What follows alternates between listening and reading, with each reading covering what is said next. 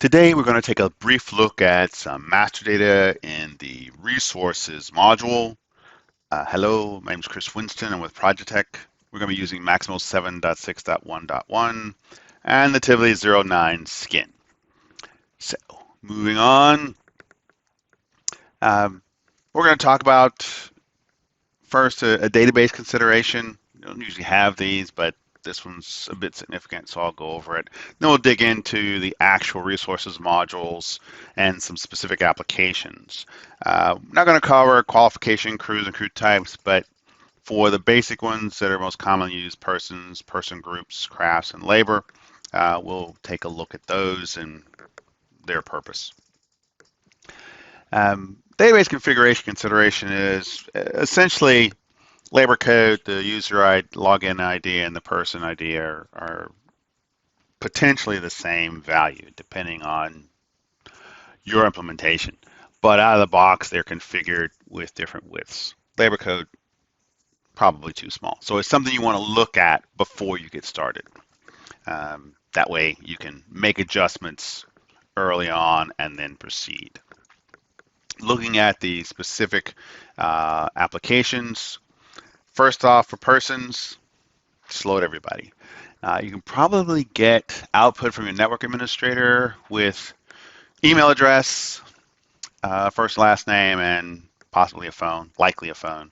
So rather than you having to key in, usually you can just load that data. And if it's 100 people or 1,000 people, just load them. It's person data. It's not all that big. You'll have to add a few additional fields of data. It'll be the same unless you have different time zones represented, in which case you'll want to do that. But persons you'll need, and they're kind of the root for anything that's related to persons, labor, or users. All require a person ID. Person groups. Nice thing about person groups, you can move people in and out of them easily to adjust for changes that are made. So if you look at that on work orders, you have work groups or owner groups that are assigned to work orders. In workflow, person groups are useful in roles, so that as you change personnel in and out of roles or in and out of the person group, then you can just make the modification to the person group and not to the workflow.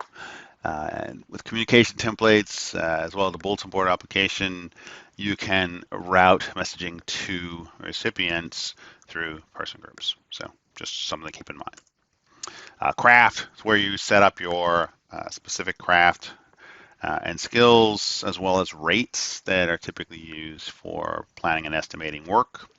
And then the labor application is where you specify the individuals and associate the craft or crafts, as well as rate or rates for those individuals when they are reporting on their activities and reporting those costs to work orders. So say this is going to be brief.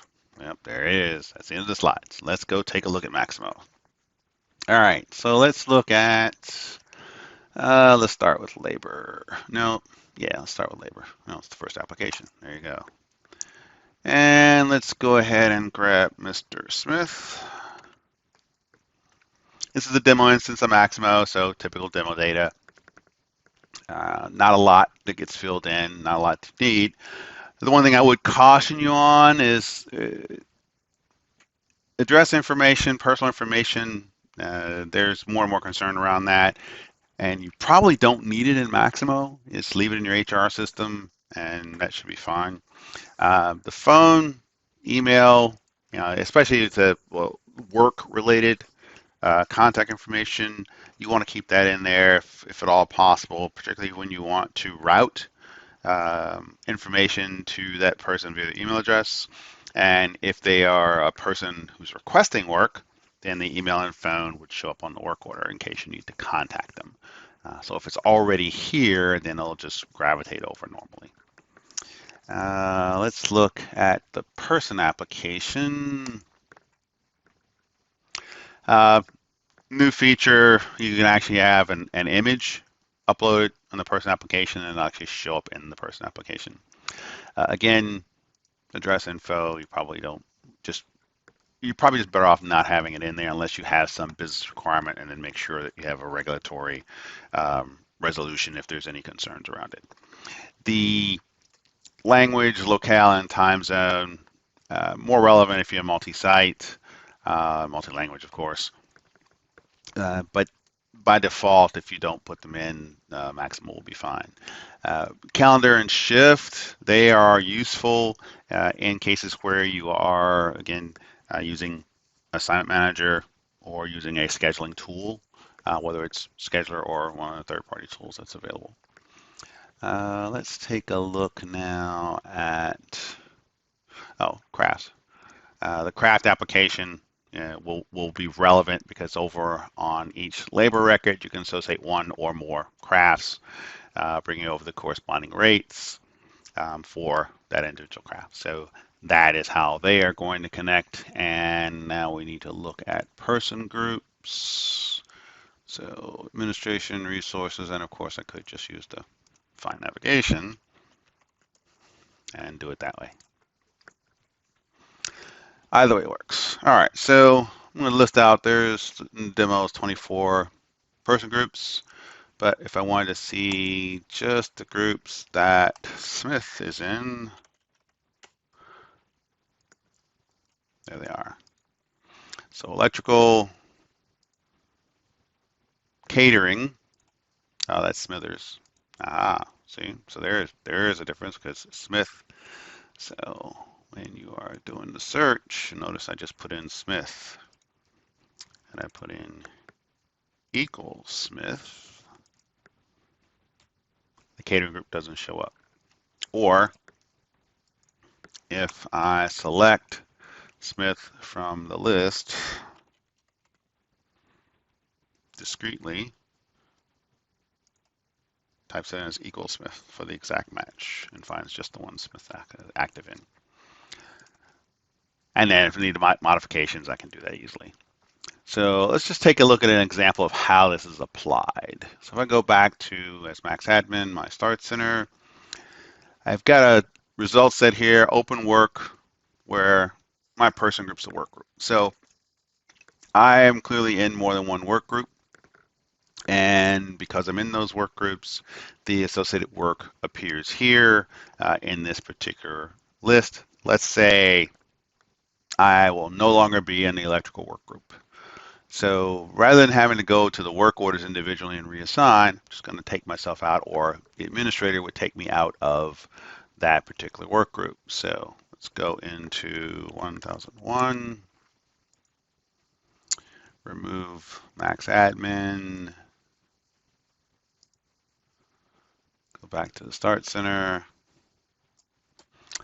and they're gone. And if I need to go back,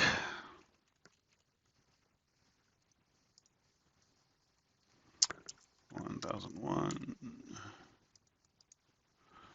and row Max Admin, give myself a sequence and save.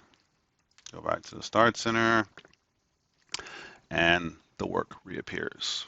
So no reset, no database configuration, no admin mode, no sign out, sign in.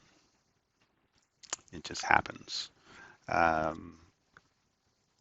The crux of this is based on the query, open work, and look at the syntax. It gets messy, but ultimately, it's just what's required to resolve the fact that I am the Max admin, I'm the user. That relates to my person ID, back to the group, and the group is assigned to the work order in the person group field. So, and then the syntax, of course, uses a substitution variable. If you look at the actual saved query, and there it is.